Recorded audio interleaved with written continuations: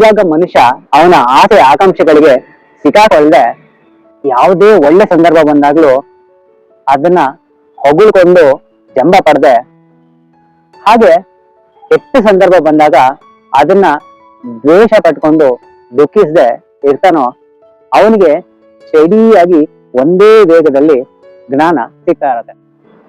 ಈಗ ಆಸೆ ಆಕಾಂಕ್ಷೆಗಳನ್ನೆಲ್ಲ ಬಿಟ್ಬಿಡೋದು ಅಂದ್ರೆ ಈ ಪೇಷಂಟ್ಸ್ ಗಳನ್ನ ಡಾಕ್ಟ್ರು ಆಪರೇಟ್ ಮಾಡ್ಬೇಕಾದ್ರೆ ಪೇಷಂಟ್ ಪರ್ಸನಲ್ ಹಿಸ್ಟ್ರಿನೆಲ್ಲ ತಿಳ್ಕೊಳ್ಳೋದು ಇಂಪಾರ್ಟೆಂಟ್ ಅನ್ಕೊಳ್ಳಲ್ವೋ, ಅದೇ ತರನೇ ನಾವು ಕೆಲಸ ಮಾಡ್ಬೇಕಾದ್ರೆ ಅದರಿಂದ ಫ್ಯೂಚರ್ ಅಲ್ಲಿ ಏನಾಗತ್ತೆ ಅಥವಾ ಹಿಂದೆ ಏನಾಗತ್ತೆ ಅಂತ ತಿಳ್ಕೊಳ್ಳೋದು ಅಷ್ಟೊಂದು ಇಂಪಾರ್ಟೆಂಟ್ ಆಗಲ್ಲ.